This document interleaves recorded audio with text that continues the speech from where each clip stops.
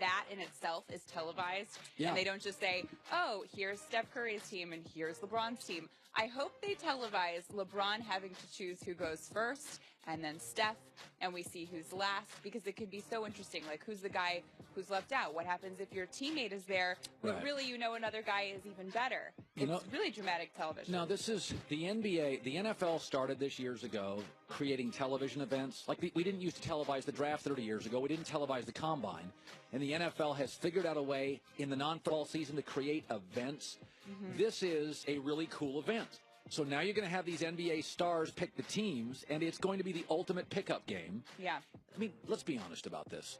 In the All-Star game, I've never once cared if the East or West wins. It's not like college football where the SEC fan hates Ohio State and the Big Ten. NBA All-Star games, like, who gets the dunk of the night? Who gets the shot of the night? I think this is a genius move by the NBA. Player empowerment, star players pick the teams, and like you, I think it'd be a great television night. Yeah, I would be more interested in the team picking than the actual game. Right. Here's Steph Curry's reaction to the new format. I think it's great for the game to kind of spice it up a little bit. Give the fans, I think, a little bit more interest in how the teams are going to unfold. Now is another element of mixing the East and the West and giving a different combination of guys out there on the floor. So it should be a pretty cool vibe to test it out and see how it goes. Cool. It will be cool that it's mixed up, too. And his coach, Steve Kerr, weighed in, and he said he wished it went a little deeper and that it was just the 24 best players regardless of conference. Yeah. I'm for that. Yeah, I know you're for that. You know what, Christine? I've never once said, I like this NBA guy because he played in the Northern Hemisphere. Well, they've got the Atlantic Ocean going for him. I'm just for guys that can play. It's for keeping the fans happy. I think the NBA fans are different. They root for players, not conferences. I've never want, even a John Wall fan. If John Wall, they loved him in Kentucky, they love him at Washington. If John Wall said, I'm going to go play with OKC, people would be like, I still love John Wall. I'd still wear his shoes. Yeah. Rob Gronkowski is now weighing in on what Tom Brady talked about yesterday, and that he was getting inconsistent calls and pass interference, I believe. So here's Gronkowski talking about that and what happened in the Panthers game, also calling out the refs. If the consistency was there 100%, then I'd be cool with whatever it is. But I mean, 1 week we're told we can play. It really isn't going to be called. They can hold it. You can slap off their hands, and then the next week, I mean, it's if you touch the guy as a PI. So I mean, I just wish I knew the consistency so that I can base my game off in practice and be prepared for the game and know the rules going in. Wow. So wait, so Tom Brady said this yesterday. Yes. Criticized the refs. Gronkowski is criticizing the refs today. This is very unpatriot-like. And now listen to this. Bill Belichick is criticizing the refs. Whoa. I've talked to Rob. We've talked about the situation. I think he really tries to do what's legal and tries not to put himself in a situation where they can call him. He doesn't push off. He doesn't try to create space. He tries to defend himself, and that's what he's been taught to do. Seems like Bill Belichick has something that he would like the league to hear him on. Isn't that incredible? First of all, when Brady came out and ripped the refs, I'm like, that's so un-Brady. Yeah. Now we know he probably had a directive. Because then the other star, Gronk, comes out, and that's Belichick telling Brady, that was awful. Yep. I'll back you. Say something. Go say something. And for Gronk to say something, too? Absolutely. And finally, the Rams, even though they are 3-1, they're struggling with attendance. They're averaging in their first two home games 58,000 fans, which is a drop of about 26,000 fans from last year. I don't know. Do you think maybe it's the Chargers fans that are taking away from I think L.A., you got to prove to L.A. I think the Cowboy win will help the crowd. I'm very interested to see their crowd this week at home against Seattle because this is a bandwagon town. Yeah, but they're 3-1. So here's Todd Gurley, and now he's pleading with fans to please show up to the game.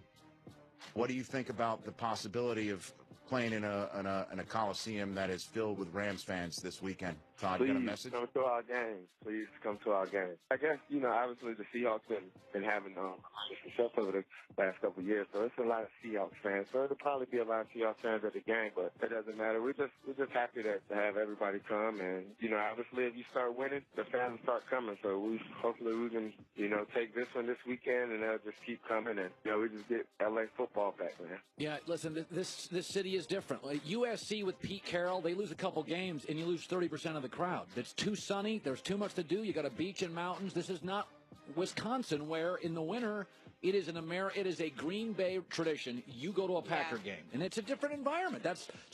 Listen, the city I live in is a lot of transplants with perfect weather and a beach and mountains. If you're not good, they don't go to games. I really wonder how much it affects the players. It's got to be a little hurtful to see USC games completely packed, and then your game can't even fill up the stadium. No, I think it's something. There's no question it's something. Yeah. Good. Christine with the news. Well, that's the news. And thanks for stopping by. The Herd Lie News. Brought to you by JCPenney, guys. Levi's lowest price of the year, $502 and $514 straight fit. Get your pennies worth, JCPenney. Let's bring him on, the former Yankee and Indian and a Fox baseball analyst, Nick Swisher. Bro, I'm like, this is amazing. How do I get to spend all this time with you? It's incredible. We are forging a real relationship here, Nick Swisher. We've got some good stuff to talk about today. Oh, my God. So, first of all, Joe Girardi's pretty rigid. Yes, He sir. doesn't talk a lot. He's got almost a military vibe to him. He's like intimidating. Like I would never back talk. He's like the stepdad you never raise your voice to. Okay, that guy managed his arse off last night. Oh, man, what a call, right? Blew up in the first inning. Yeah. Okay, well, you know Girardi. There's just something about his kind of mental, even keel temper. Right. He didn't freak out. Right. He literally never changed expression. I was sitting there in the first inning thinking, oh, crap. This is bad. It's really over. bad. Totally. 3 runs is like 20 runs in the regular season. So what do you make of Girardi? So I thought it was a great move. I mean, no doubt about it. I think he's got a good feel on his guys in that locker room. When you spend months upon months with these guys, day in, day out, you learn these guys. I think the one thing that he had at his disposal was the one thing the Yankees have going for them. As advertised, the bullpen comes in. Chad Green, give him kudos, comes in, shuts him down 2 punches to end the bleeding, shuts it down. All of a sudden, Dave Robertson comes in, an ex-closer, gives you 3 solid innings. Yeah, he's basically a 4 to 5 batter guy. Well, I'm telling you, I think D-Rob, he was in Chicago. He was getting 30-plus saves a year. He's on a $50 million contract. For him to show up and give you 3 strong innings like that, I thought was amazing. And then, obviously, you just pass it over to guys like Chapman. Betances didn't pitch last night, and he will. But I'm telling you, the bullpen is the thing the Yankees have, and in the postseason, the bullpen always plays. Aaron Judge is an amazing thing. Okay, obviously, he's 6'7", 250. There is a Jeter-like quality to him. And in New York, I don't think it's a coincidence that Derek Jeter and Eli Manning have lasted so long in Joe Girardi. Right. Why? Because in a city that creates tension, they don't elevate it. Right. You're so right. So OBJ, in a city that's full of celebrities, creates drama, and it's heightened in New York. That's why I question the length, how long OBJ can do this, because the city wears you out. As long as OBJ keeps putting up the numbers he is and has that God-given athletic ability, he's going to be there. So inside the Yankee organization, I heard about Aaron Judge 2 years ago in a magazine called Baseball America. And they said there's a 6'7" outfielder. Goulet, you're a big Yankee fan. And I read Baseball America. There was an article on him, and I'm like, oh, God, a 6'7" outfielder. He's going to have a massive strike zone. He's a stiff. Is he? Well, he was that guy last year. He was that big 6'7", stiff, rigid, a lot of holes in your swing. I was able to spend a lot of time with this kid in the minor leagues when I was trying to make my potential comeback, which fell a little short. But to be able to be around those guys like Gary Sanchez, guys like Greg Bird, Aaron Judge, to see these guys at such a young age and to see the adjustments that they have made now going on to the big league level. Aaron Judge never dominated any level of baseball the way he is dominating the big league level now. Yeah, he played college at Fresno. At Fresno. Right.